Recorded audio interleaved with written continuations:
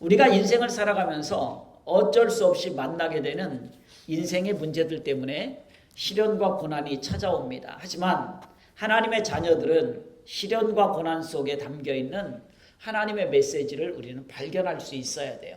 왔구나. 이것이 아니라 그 가운데 하나님의 무엇인가 뜻이 있다라는 거예요. 계획이 있다라는 것입니다. 그리고 그 고난과 시련을 이기는 삶은 하나님의 말씀에 믿음으로 내가 어떻게 반응하느냐에 따라서 고난과 시련을 이길 수 있는 삶이 되기도 하고 그렇지 못하기도 한다라는 것입니다.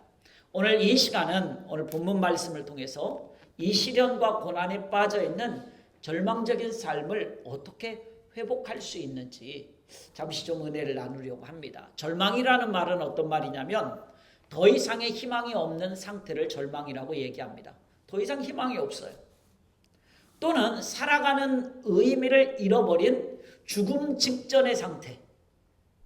그 상태가 바로 절망이다라고 말합니다.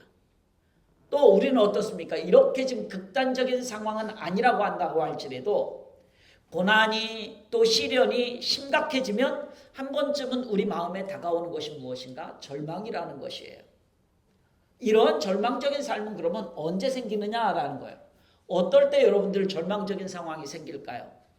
보통 사람들은요, 어떤 목적을 가지고 열심히 수고했어요. 내가 이것을 꼭 이루어야지 하고 수고했어요. 그런데 아무런 성과를 거두지 못했어요. 그때 찾아오는 것이 절망입니다. 또 내가 원하는 소망이 이루어지지 않았어. 그때 포기하고 싶은 절망이 찾아옵니다. 그리고 내가 수고한 일에 대해서 정당한 대가를 받지 못했을 때에도 절망이 찾아옵니다. 나는 이만큼 수고했는데 왜 그것에 대한 대가가 없지? 절망이 좌절이 찾아오죠. 또 불만이 가득 차 있을 때 절망이 찾아오기도 합니다. 또 염려와 근심이 가득 차 있을 때 절망이 찾아오는 것 당연합니다. 이러한 절망감 때문에 어떤 사람들은 삶을 포기하는 사람도 있고요. 또 어떤 사람들은 극도의 폭력을 휘두르는 사람도 생깁니다. 절망감 때문에. 어떤 사람은요, 누가 내 돈 훔쳐갔다고 나가서 화난다고 아무도 모르는 사람 칼로 죽였어. 화난다고. 극도의 폭력이 나타나기도 합니다. 또 어떤 사람은 절망 가운데서 어떻게 해서든지 다시 일어나 보려고 하는 사람도 있어요. 오늘 우리 그리스도인들은요, 우리들에게도 똑같이 절망적인 상황이 찾아올 수 있습니다. 하지만 우리 그리스도인들은 절망을 받아들이고 대처하는 방법이 세상 사람들과는 조금 달라야 된다는 것이에요. 만약 우리가 이 절망적인 상황을 대처하는 것이 세상 사람들과 똑같다라고 한다면 우리는 크리스천이라고 말하기 어렵다는 것입니다. 그리스도인은 세상 사람들과 다르게 절망을 받아들이고 다르게 대처하는 사람들입니다. 오늘 본문 말씀에서 사도 바울은 인생을 살아가면서 특히 복음을 전하면서 당하는 절망적인 상황을 이렇게 표현하고 있어요. 사방으로 우겨쌈을 당한다, 답답한 일을 당한다, 핍박을 받는다, 거꾸로 뜨림을 당한다라고 절망적인 상황을 표현하고 있습니다. 그러나 이렇게 절망적인 상황을 표현하면서도 사도 바울은 뭐라고 얘기하고 있습니까? 사방으로 우겨쌈을 당하지만 쌓이지 않는다. 답답한 일을 내가 당하지만 낙심하지 않는다. 핍박을 받지만 버림받지 않는다. 거꾸로 뜨림을 당하지만 망하지 않는다라고 고백하고 있어요.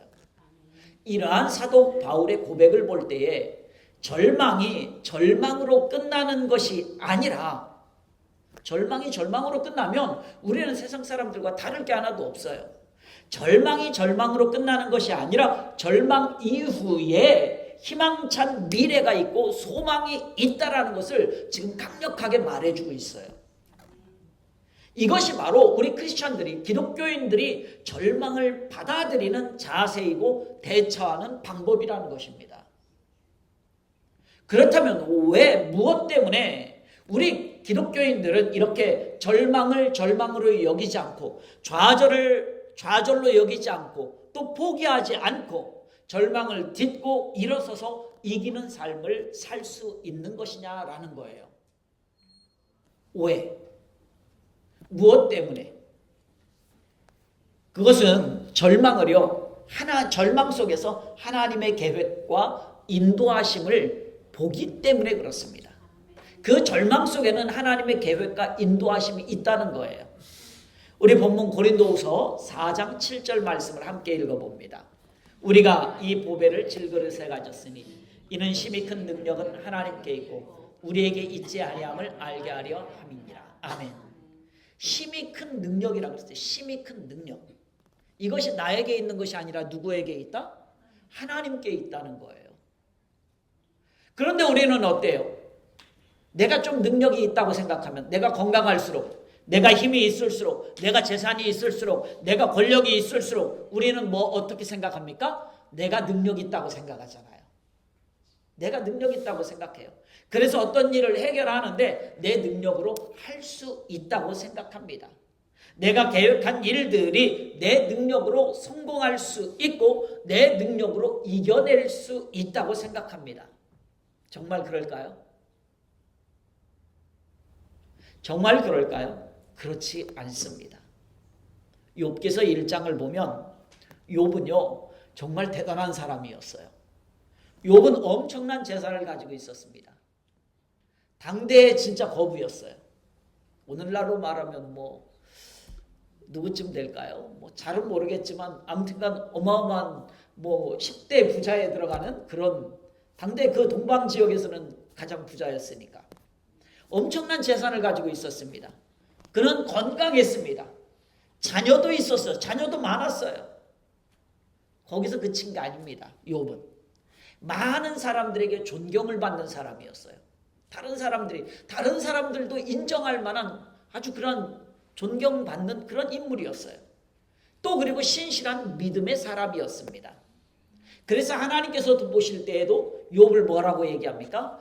의인이라고 얘기해요.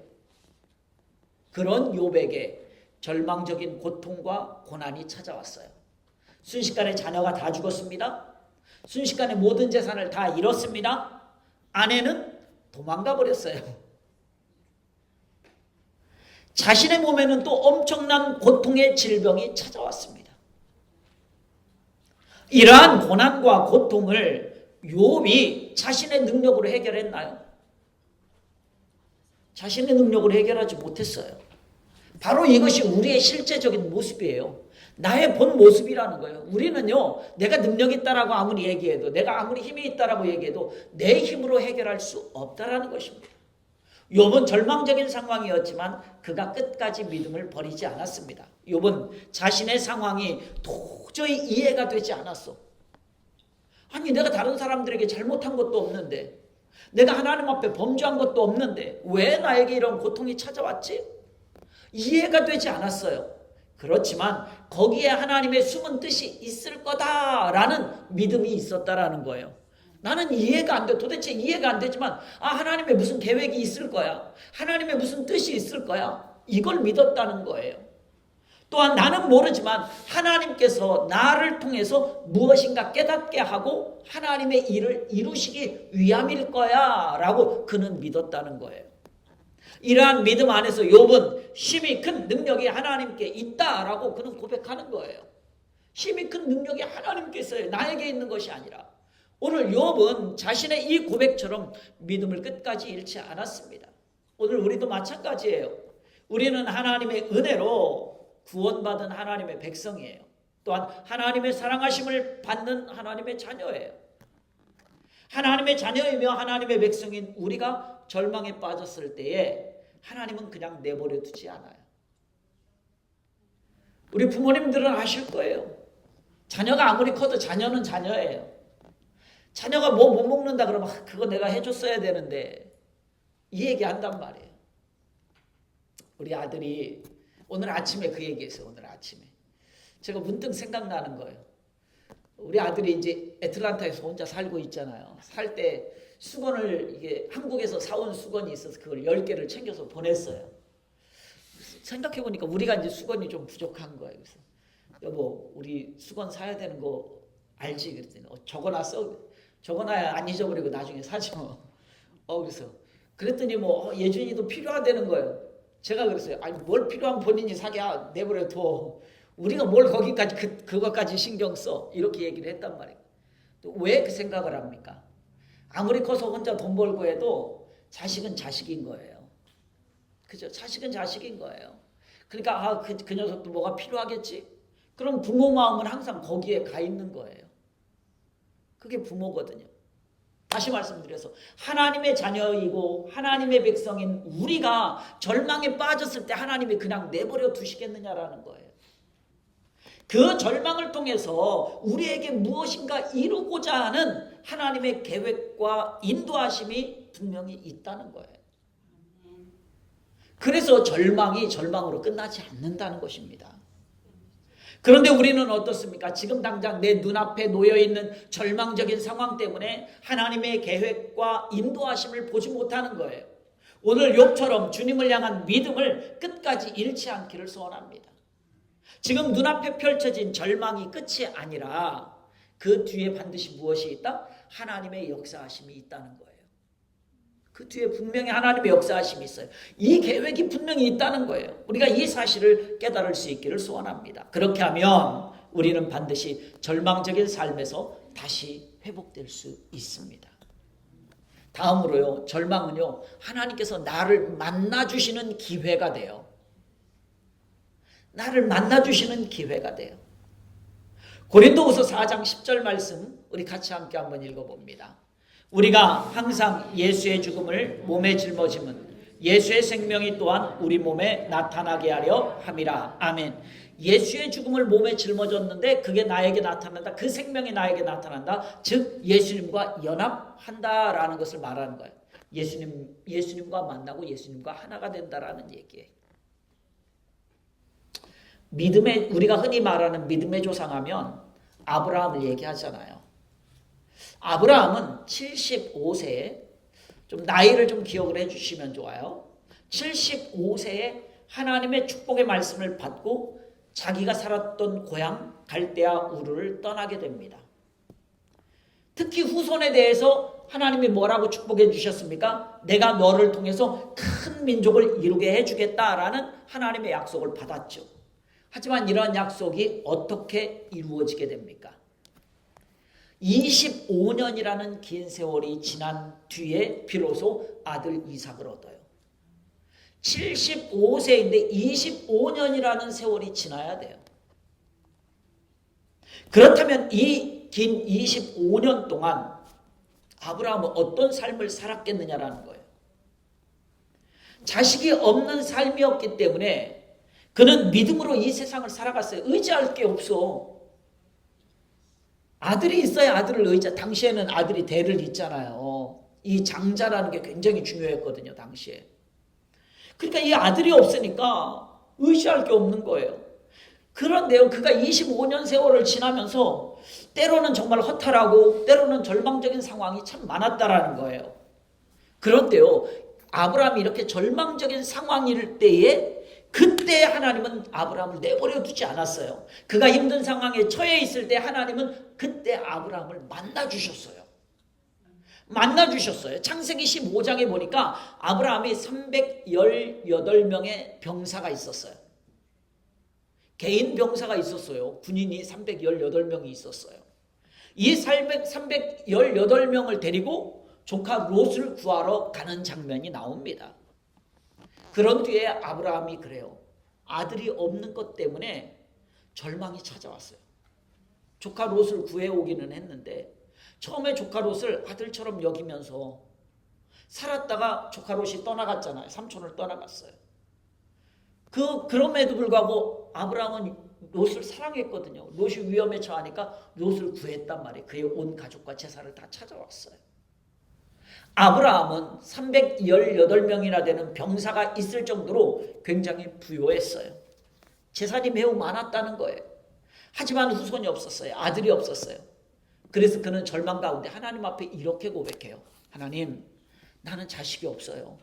그러니까 내 상속자는, 내 후계자는 다메섹 사람인 이 엘리에셀입니다 라고 얘기해요. 엘리에셀은 아브라함의 종이에요. 롯도 떠나가 버렸잖아요. 그러니까 없어. 내 대를 이을 사람이 없어. 그러니까 내 종 중에서 가장 사랑하는 종이 엘리에셀인데 이 엘리에셀이 내 아들과 같이 나는 여기면서 살겠습니다 라고 얘기하는 거예요.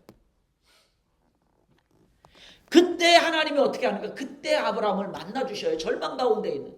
얼마나 절망스럽겠어요. 마음이 얼마나 무너지겠어요. 하나님이 만나서 야, 너 이리 나와봐. 밖에 나가서 하늘의 별을 너 셀 수 있어? 아니요. 그때 하나님 말씀하셔요. 내가 너의 후손을 저 별과 같이 많게 해줄 거야. 그때 하나님이 만나 주신 거예요. 그런 후에 이 아브라함에게는 무엇이 생각났을까요? 갈대아 우르 처음 75세 때 떠날 때 하나님이 약속해 주신 그 약속이 생각난 거예요. 아, 맞아. 하나님이 그때 약속하셨지. 나를 통하여서 큰 민족을 이루겠다라고 말씀하셨지. 내 후손을 통해서. 그것을 다시 기억하게 한단 말이에요.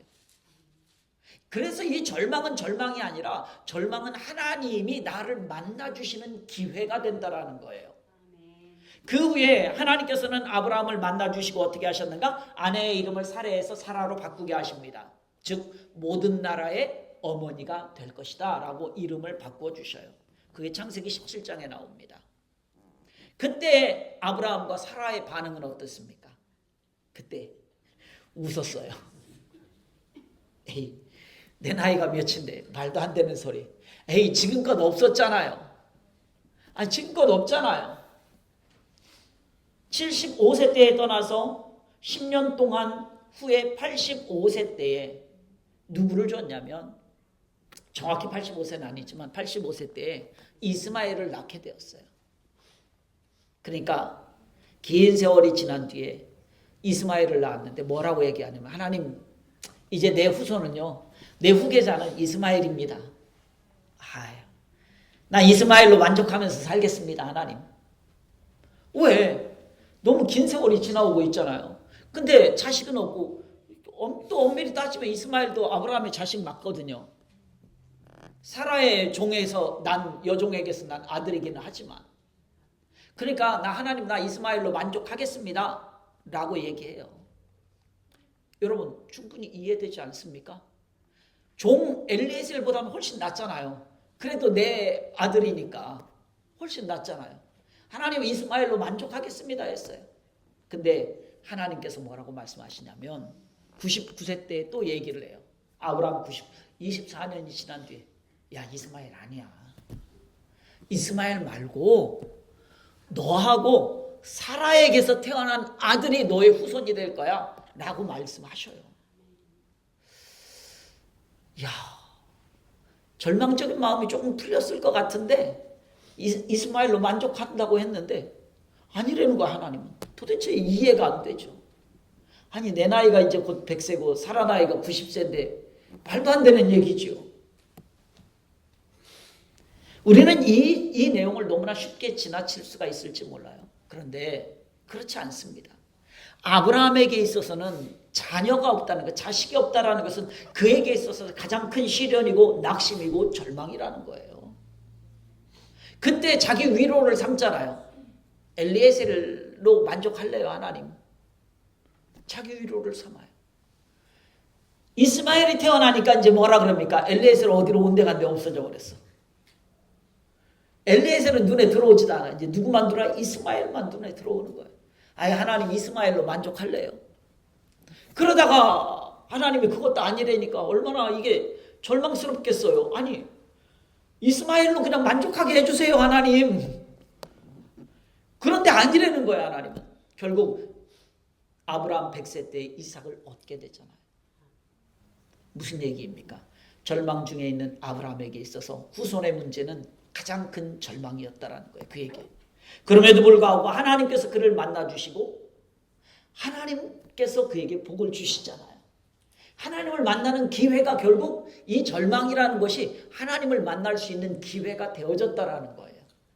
우리 창세기 17장 19절 말씀을 한번 읽어봅니다.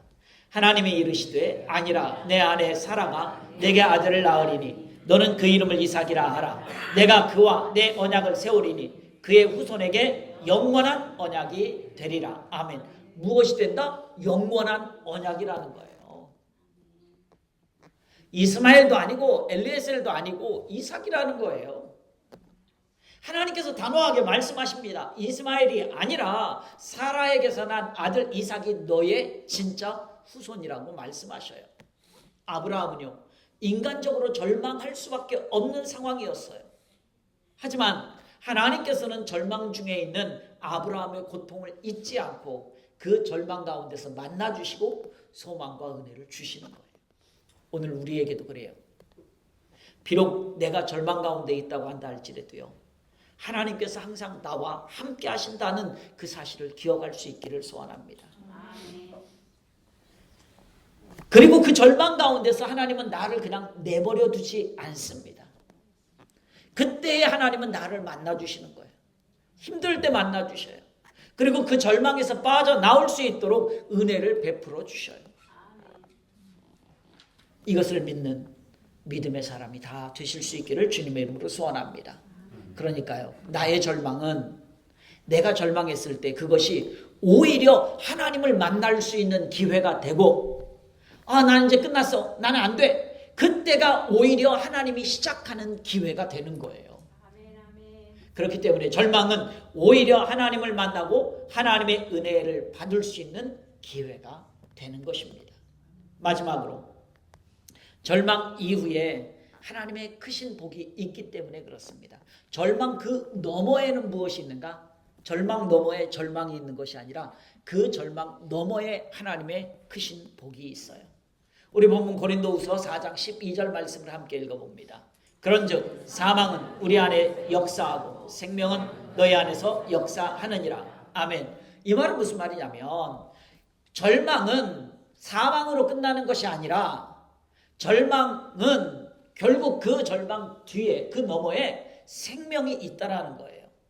그 절망 너머에는 생명이 있다는 거예요. 하나님은 우리를 절망 그 뒤에 사망, 죽음으로 끝내지 않는다는 거예요. 우리를 절망 너머에 우리에게 생명으로 함께 하신다는 거예요. 성경에 나오는 인물 중에 오랫동안 절망적인 인생을 살아왔던 사람을 말하라고 한다면 아까 처음에 말씀드렸던 욥을 이야기할 겁니다. 그렇죠? 그런데 욥 말고 또 얘기한다면 아마 여러분들 요셉, 또 모세 이렇게 얘기할 겁니다. 좀 요셉과 모세 얘기를 조금만 더 하도록 하겠습니다. 요셉은요, 아무런 죄 없이 팔려가고 종으로 살았고 감옥에 갇혔습니다. 인간적으로 볼 때 너무나 절망스러운 삶이라고 볼 수 있어요. 그러나 이러한 절망 이후의 과정은 지난번에 말씀을 드렸기 때문에 빼고요, 절망 이후에 욥에게 찾아온 것이 무엇이냐라는 거예요. 그 당시 세계를 지배했던 애굽의 총리가 되는 것이었습니다. 절망 그 너머에 무엇인가 있다라는 거예요. 생명이 있다는 거예요. 욥은 그 절망 이후에 찾아온 것이 애굽의 총리가 되는 거였어요. 모세도 마찬가지입니다.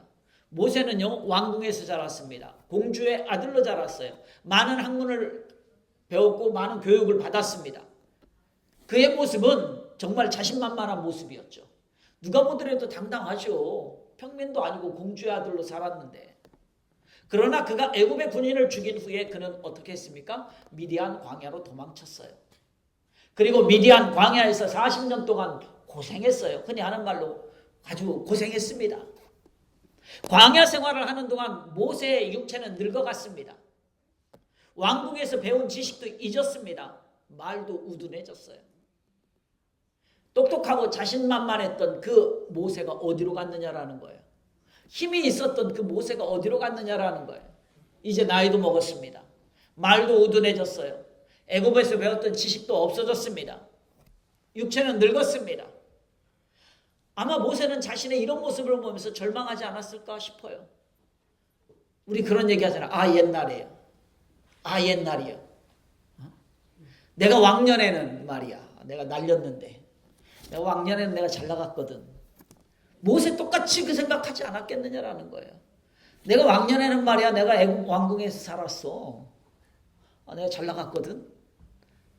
이게 모세 아니었느냐라는 거예요. 그런데 지금은 80 먹은 사람이 됐어요. 힘이 빠졌어요. 애굽에서 배웠던 지식도 잊었어요. 말도 우둔해졌어. 그래서 말도 못한다고 그래서 누구를 붙여줘요? 하나님이. 아론을 붙여주잖아요. 그런데 그가 이렇게 하나님 앞에 절망하고 있을 때에, 그 절망의 모습을 가지고 있을 때, 그때 하나님의 음성을 듣고 하나님이 모세를 만나 주셔요. 모세가 절망하고 손들고 하나님 앞에 항복할 때에 그때 하나님이 쓰신다는 거예요. 근데 하나님이 쓰신다는 건 그때가 아니라요, 그때까지 하나님이 기다리신 거예요. 모세가 항복할 때까지 기다리신 거예요. 하나님을 만난 이후에 모세는 어떻게 됐습니까? 이스라엘을 이끌고 갈 영적 지도자가 되었죠. 절망 이후에 그는 영적 지도자가 되었어요. 이스라엘에. 자, 방금 말씀드린 요셉과 모세의 공통점은 뭘까요? 요셉과 모세의 공통점은 인간적으로, 세상적으로, 흔히 하는 말로 막다른 골목에 다다라서 절망할 때에, 절망하는 그때에 하늘의 문이 열리는 기회가 있었다는 거예요. 오늘 우리도 마찬가지예요. 교만한 우리들이 패배와 고통과 슬픔으로 인해서 절망의 자리에 있을 수 있어요. 그때 절망 가운데 주저앉아 있는 것이 아니라 말씀으로, 믿음으로 우리가 서 있다면 이 절망을 깨트릴 수가 있는 거예요. 그때 하나님이 우리를 만나주시고 그 절망 너머에 우리에게 기회가 주어지기 때문에, 하나님의 축복이 주어지기 때문에, 하나님이 우리를 만나주시기 때문에 그렇습니다. 절망에서 어떻게 다시 일어날 수 있는지 사도 바울은 오늘 우리에게 교훈해 주고 있어요. 오늘 본문 말씀에서 사방으로 옮겨쌈을 당했어? 그런데 난 쌓이지 않아. 답답한 일을 당했어? 나 낙심하지 않아. 핍박을 받았어? 하나님 나 안 버렸어. 거꾸러뜨림을 내가 당했어? 그렇지만 나 망하지 않아. 이렇게 담대하게 고백하고 있는 거예요. 이렇게 말씀으로, 믿음으로 절망을 깨트릴 수 있어야 돼요. 오늘 우리도. 그러면 그 절망 이후에 하나님의 큰 은혜와 복이 우리에게 있습니다. 욥도 절망을 말씀으로, 믿음으로 깨트린 후에는 하나님께서 뭐라고 말씀하셔요? 순금 같게 해 주시겠다라고 말씀하시잖아요. 우리 욥기서 23장 10절 말씀을 함께 읽어봅니다. 그러나 내가 가는 길을 그가 아시나니 그가 나를 단련하신 후에는 내가 순금같이 되어 나오리라. 아멘. 오늘 우리의 삶에서도 절망의 순간이 찾아올 수 있어요. 오늘 욥의 고백과 같이 그가 나를 단련하신 후에는, 절망 이후에는, 그러니까 이 말은 무슨 말이에요? 우리의 절망이 우리를 절대 망하게 하는 것이 아니라 그 절망 이후에는 절망을 무엇으로 단련하는 것으로 받아들이고 있어요. 욥은. 그래서 절망은 우리를 절대 망하지 못하게 하고, 하나님께서 절망의 순간을 통해서 나를 믿음으로 훈련시켜서 순전한 믿음의 사람, 순금같이 순전한 믿음의 사람으로 거듭나게 하시기 때문에 그렇습니다. 그로 말미암아서 오히려 우리가 어떻게? 하나님의 은혜와 복을 받기 때문에, 그래서 절망 이후에 하나님의 복이 있기 때문에 우리는 절망이 절망으로 끝나지 않는 거예요. 그래서 절망적인 삶에서 우리가 회복될 수 있는 것입니다. 하나님은요, 저와 여러분들을 끝까지 사랑하십니다. 하나님은 끝까지 우리를 보호해 주십니다. 하나님은 끝까지 우리를 인도해 주십니다. 하나님은 끝까지 우리를 축복하셔요. 중간에 포기하는 법이 없어요. 하나님은. 그래서 우리가 나 자신을 의지하지 않고, 우리가 나 자신을 의지하지 않고 하나님만을 의지할 수 있도록 하시는 거예요. 하나님이. 왜? 하나님이 끝까지 하시니까. 중간에 포기하지 않으니까. 하나님이 하나님만을 의지하게 하나님이 해주셔요. 그래야만이 참된 하나님의 자녀로 살 수 있기 때문에 그래요. 하나님이 나를 끝까지 의지할 수 있도록 만들어 주신다는 거예요. 그렇기 때문에 혹시 어려운 일 때문에 절망의 순간이 찾아올 때 오히려 하나님의 복을 받을 수 있는 기회로 삼을 수 있기를 주님의 이름으로 축원합니다. 말씀을 맺으려고 합니다. 사랑하는 성도 여러분, 우리는요, 이 세상을 살아가면서 나도 모르는 사이에 기가 막힐 웅덩이와 수렁에 빠질 수 있어요. 여기 있는 저도 마찬가지고 여러분들도 마찬가지고 나도 모르는 사이에 정말 기가 막힌 웅덩이, 수렁에 빠질 수가 있어요. 그래서 어떻게 됩니까? 그 가운데 우리가 허우적거리는 절망의 상태에 놓일 수 있어요. 나는 아니라고요? 아니요. 어느 누구도 그럴 수 있습니다. 하지만 그 절망으로 인해서 절대로 패배의 삶을 살아갈 수는 없어요. 우리는. 왜요? 나는 하나님의 자녀이기 때문에 그렇습니다. 여러분은 하나님의 자녀이기 때문에 그 순간에 우리는 패배의 삶을 살아갈 수가 없어요. 하나님은요, 하나님의 자녀는 하나님께서 인도해 주셔요. 하나님의 자녀는 하나님이 보호해 주십니다. 하나님이 사랑해 주시고요, 하나님이 지켜 주시고요. 그래서 하나님께서 그 절망의 상황을 오히려 축복의 기회로 만들어 주시는 거예요. 그렇기 때문에 우리에게 있어서 무엇을 주시는가? 절망이 절망으로 끝나는 것이 아니라 궁극적인 승리의 삶을 살아갈 수 있도록 하시는 거예요. 절망이 절망으로 끝나지 않아요. 기가 막힐 웅덩이, 또 그 수렁의 그 뒤편, 그 너머에는 하나님께서 계셔요. 야, 이것 잘 이겨내면, 이 시험 잘 통과하면, 이 시련 잘 견뎌내면, 이 훈련 잘 받고 나면 그 뒤편에 분명히 무엇이 있어 라는 것이 오늘 하나님의 뜻이에요. 이 고난의 뒤편에는 여전히 하나님께서 계셔요. 그 아버지 되신 하나님께서 절망적인 삶에서 우리를 그래서 회복하게 해주시는 거예요. 그래서 마지막에 승리하는 하나님의 자녀가 되게 하십니다. 이런 얘기가 있어요. 마지막에 웃는 자가 진짜 이긴 자다라는 얘기가 있어요. 마지막에 웃는 자예요. 마지막에.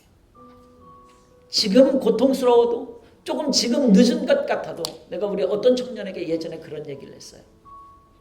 마음이 급하잖아요. 우리 청년들. 빨리 학교도 졸업해야 되고, 또 비행도 빨리 끝마쳐야 되고, 빨리 취직도 해야 되고. 왜? 항상 한편에 마음이 있어요. 불편한 마음. 어떤 마음? 부모님이 나를 위해서 이렇게 헌신하는데, 수고하는데, 내가 그 부모님께 계속, 내가 늦어지면 늦어질수록 부모님께 계속 더 미안한 마음이 생겨요. 그래서 우리 청년들이 조급한 마음들이 생길 때가 많아. 그때 그런 얘기를 했어요. 지금 늦는 게 아니야. 지금 잠깐 늦는 것 같아도, 무슨 얘기를 하면서 제가 그런 얘기를 했어요. 어떤 청년에게. 지금 늦는 것 같지만 그게 아니야. 조금 시간 지나고 나면 오히려 그것이 더 빠른 게 돼. 그런데 그 지금 늦는 것 같은 이것 때문에 견디지를 못하는 거예요.